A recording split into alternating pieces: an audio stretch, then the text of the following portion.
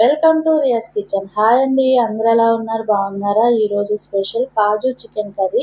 ఈ కర్రీని బగారా రైస్లో కానీ, పలావ్లో కానీ, బిర్యానీలో కానీ వేసుకొని తింటే చాలా బాగుంటుంది.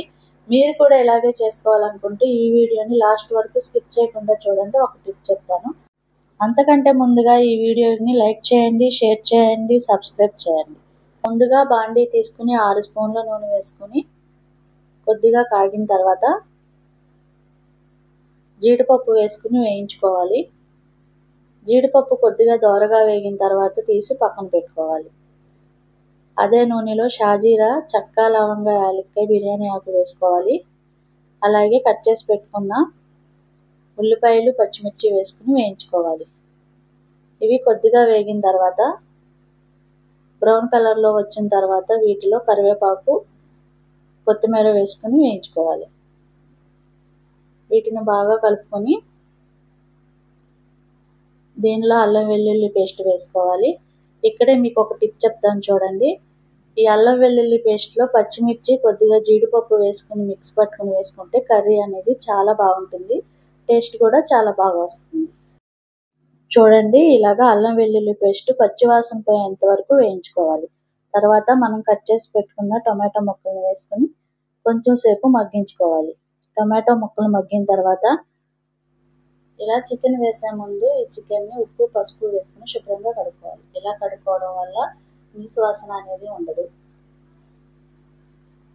చికెన్ అంతా వేసిన తర్వాత కొద్దిగా ఉప్పు వేసుకోవాలి. ఉప్పు వేసుకొని ముక్కకు పట్టేలాగా బాగా కలుపుకోవాలి.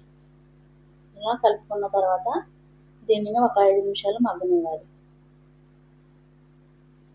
చూడండి, ఇలా కలుపుకున్న తర్వాత ఒక 5 నిమిషాలు మూత పెట్టుకోవాలి.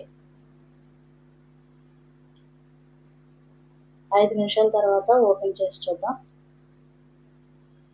వాటర్ అంతా బయటకు వచ్చేసిందండి. ఇప్పుడు కొద్దిగా పసుపు, కొద్దిగా కారం వేసుకోవాలి. ఇలా వేసుకున్న తర్వాత బాగా కలుపుకోవాలి. ఈ వీడియో చూసే ముందుగా సబ్స్క్రైబ్ చేయండి. ఇలా సబ్స్క్రైబ్ చేయడం వల్ల మన వీడియో ఇంకొంతమందికి రీచ్ అవుతుంది. వంట రాని వారికి కూడా ఎలా చేయాలో నేర్చుకుంటారు. ఇప్పుడు కొద్దిగా వాటర్ వేసుకోవాలి. కూరకు సరిపడా వాటర్ని వేసుకోవాలి.